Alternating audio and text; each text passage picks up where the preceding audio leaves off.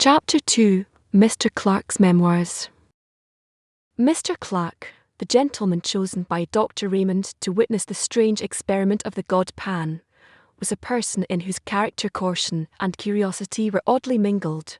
In his sober moments he thought of the unusual and eccentric with undisguised aversion, and yet, deep in his heart, there was a wide-eyed inquisitiveness with respect to all the more recondite and esoteric elements in the nature of men. The latter tendency had prevailed when he accepted Raymond's invitation, for though his considered judgment had always repudiated the doctor's theories as the wildest nonsense, yet he secretly harbored a belief in fantasy, and would have rejoiced to see that belief confirmed. The horrors he witnessed in the dreary laboratory were to a certain extent salutary. He was conscious of being involved in an affair not altogether reputable, and for many years afterwards he clung bravely to the commonplace, and rejected all occasions of occult investigation. Indeed, on some homeopathic principle, he for some time attended the séances of distinguished mediums, hoping that the clumsy tricks of these gentlemen would make him altogether disgusted with mysticism of every kind. But the remedy, though caustic, was not efficacious. Clark knew that he still pined for the unseen, and little by little, the old passion began to reassert itself, as the face of Mary, shuddering and convulsed with an unknown terror, faded slowly from his memory. Occupied all day in pursuits both serious and lucrative, the temptation to relax in the evening was too great, especially in the winter months, when the fire cast a warm glow over his snug bachelor apartment, and a bottle of some choice claret stood ready by his elbow. His dinner digested, he would make a brief pretence of reading the evening paper, but the mere catalogue of news soon palled upon him, and Clark would find himself casting glances of warm desire in the direction of an old Japanese bureau, which stood at a pleasant distance from the hearth. Like a boy before a jam closet, for a few minutes he would hover indecisive, but lust always prevailed, and Clark ended by drawing up his chair, lighting a candle, and sitting down before the bureau. Its pigeonholes and drawers teemed with documents on the most morbid subjects, and in the well reposed a large manuscript volume, in which he had painfully entered the gems of his collection. Clark had a fine contempt for published literature. The most ghostly story ceased to interest him if it happened to be printed. His sole pleasure was in the reading, compiling, and rearranging what he called his memoirs to prove the existence of the devil, and engaged in this pursuit the evening seemed to fly, and the night appeared too short. On one particular evening, an ugly December night, black with fog, and raw with frost, Clark hurried over his dinner, and scarcely deigned to observe his customary ritual of taking up the paper and laying it down again. He paced 2 or 3 times up and down the room, and opened the bureau, stood still a moment, and sat down. He leant back, absorbed in one of those dreams to which he was subject, and at length drew out his book, and opened it at the last entry. There were 3 or 4 pages densely covered with Clark's round, set penmanship, and at the beginning he had written in a somewhat larger hand: "Singular narrative told me by my friend, Dr. Phillips. He assures me that all the facts related therein are strictly and wholly true, but refuses to give either the surnames of the persons concerned, or the place where these extraordinary events occurred." Mr. Clark began to read over the account for the 10th time, glancing now and then at the pencil notes he had made when it was told him by his friend. It was one of his humours to pride himself on a certain literary ability. He thought well of his style, and took pains in arranging the circumstances in dramatic order. He read the following story. The persons concerned in this statement are Helen V., who, if she is still alive, must now be a woman of 23, Rachel M., since deceased, who was a year younger than the above, and Trevor W., an imbecile, aged 18. These persons were at the period of the story inhabitants of a village on the borders of Wales, a place of some importance in the time of the Roman occupation, but now a scattered hamlet of not more than 500 souls. It is situated on rising ground, about 6 miles from the sea, and is sheltered by a large and picturesque forest. Some 11 years ago, Helen V. came to the village under rather peculiar circumstances. It is understood that she, being an orphan, was adopted in her infancy by a distant relative, who brought her up in his own house until she was 12 years old.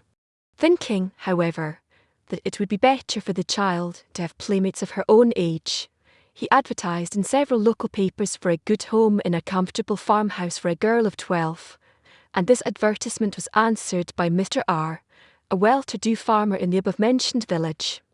His references proving satisfactory, the gentleman sent his adopted daughter to Mr. R. with a letter in which he stipulated that the girl should have a room to herself, and stated that her guardians need be at no trouble in the matter of education, as she was already sufficiently educated for the position in life which she would occupy.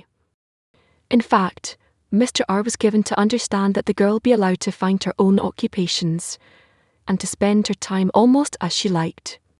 Mr. R. duly met her at the nearest station, a town 7 miles away from his house, and seems to have remarked nothing extraordinary about the child except that she was reticent as to her former life and her adopted father.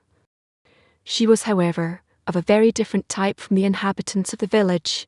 Her skin was a pale, clear olive, and her features were strongly marked and of a somewhat foreign character. She appeared to have settled down easily enough into farmhouse life, and became a favourite with the children, who sometimes went with her on her rambles in the forest, for this was her amusement. Mr. R. states that he has known her to go out by herself directly after their early breakfast, and not return till after dusk, and that, feeling uneasy at a young girl being out alone for so many hours, he communicated with her adopted father, who replied in a brief note that Helen must do as she chose. In the winter, when the forest paths are impassable, she spent most of her time in her bedroom, where she slept alone, according to the instructions of her relative. It was on one of these expeditions to the forest that the first of the singular incidents with which this girl is connected occurred, the date being about a year after her arrival at the village. The preceding winter had been remarkably severe, the snow drifting to a great depth, and the frost continuing for an unexampled period, and the summer following was as noteworthy for its extreme heat. On one of the very hottest days in this summer, Helen B. left the farmhouse for one of her long rambles in the forest, taking with her, as usual, some bread and meat for lunch. She was seen by some men in the fields making for the old Roman road, a green causeway which traverses the highest part of the wood, and they were astonished to observe that the girl had taken off her hat, though the heat of the sun was already tropical. As it happened, a labourer, Joseph W. by name, was working in the forest near the Roman road, and at 12 o'clock his little son, Trevor, brought the man his dinner of bread and cheese. After the meal, the boy, who was about 7 years old at the time, left his father at work and, as he said, went to look for flowers in the wood, and the man, who could hear him shouting with delight at his discoveries, felt no uneasiness. Suddenly, however, he was horrified at hearing the most dreadful screams, evidently the result of great terror, proceeding from the direction in which his son had gone, and he hastily threw down his tools and ran to see what had happened. Tracing his path by the sound, he met the little boy, who was running headlong, and was evidently terribly frightened, and on questioning him the man elicited that after picking a posy of flowers he felt tired, and laid down on the grass and fell asleep. He was suddenly awakened, as he stated, by a peculiar noise, a sort of singing he called it, and on peeping through the branches he saw Helen B. playing on the grass with a strange naked man, who he seemed unable to describe more fully. He said he felt dreadfully frightened, and ran away crying for his father.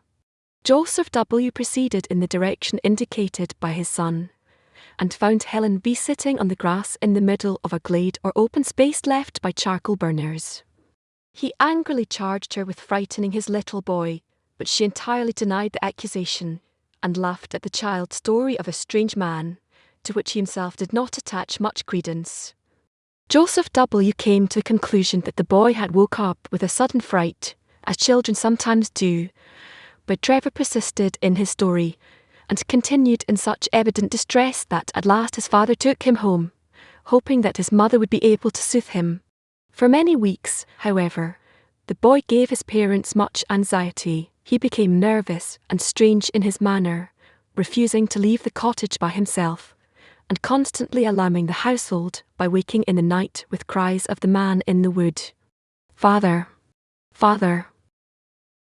In course of time, however, the impression seemed to have worn off, and about 3 months later he accompanied his father to the home of a gentleman in the neighbourhood, for whom Joseph W. occasionally did work.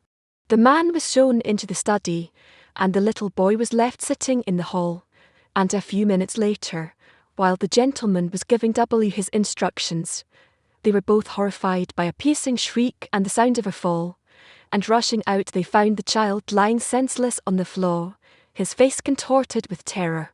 The doctor was immediately summoned, and after some examination he pronounced the child to be suffering from a kind of fit, apparently produced by a sudden shock. The boy was taken to one of the bedrooms, and after some time recovered consciousness, but only to pass into a condition described by the medical man as one of violent hysteria. The doctor exhibited a strong sedative, and in the course of 2 hours pronounced him fit to walk home, but in passing through the hall the paroxysms of fright returned, and with additional violence. The father perceived that the child was pointing at some object, and heard the old cry, "The man in the wood," and looking in the direction indicated saw a stone head of grotesque appearance, which had been built into the wall above one of the doors. It seems the owner of the house had recently made alterations in his premises, and on digging the foundations for some offices, the men had found a curious head, evidently of the Roman period, which had been placed in the manner described. The head is pronounced by the most experienced. Dr. Phillips tells me that he has seen the head in question, and assures me that he has never received such a vivid presentiment of intense evil. From whatever cause arising, this second shock seemed too severe for the boy Trevor, and at the present date he suffers from a weakness of intellect, which gives but little promise of amending. The matter caused a good deal of sensation at the time, and the girl Helen was closely questioned by Mr. R., but to no purpose, she steadfastly denying that she had frightened or in any way molested Trevor. The second event with which this girl's name is connected took place about 6 years ago, and is of a still more extraordinary character. At the beginning of the summer of 1882, Helen contracted a friendship of a peculiarly intimate character with Rachel M., the daughter of a prosperous farmer in the neighbourhood. This girl, who was a year younger than Helen, was considered by most people to be the prettier of the two, though Helen's features had to a great extent softened as she became older. The two girls, who were together on every available opportunity, presented a singular contrast, the one with her clear, olive skin and almost Italian appearance, and the other of the proverbial red and white of our rural districts. It must be stated that the payments made to Mr. R. for the maintenance of Helen were known in the village for their excessive liberality, and the impression was general that she would one day inherit a large sum of money from her relative. The parents of Rachel were therefore not averse from their daughter's friendship with the girl, and even encouraged the intimacy, though they now bitterly regret having done so. Helen still retained her extraordinary fondness for the forest, and on several occasions Rachel accompanied her, the two friends setting out early in the morning and remaining in the wood until dusk. Once or twice after these excursions Mrs. N. thought her daughter's manner rather peculiar. She seemed languid and dreamy, and as it has been expressed, different from herself. But these peculiarities seemed to have been thought too trifling for remark. One evening, however, after Rachel had come home, her mother heard a noise which sounded like suppressed weeping in the girl's room, and on going in found her lying half undressed upon the bed, evidently in the greatest distress. As soon as she saw her mother, she exclaimed, "Ah, mother, mother, why did you let me go to the forest with Helen?" Mrs. M. was astonished at so strange a question, and proceeded to make inquiries.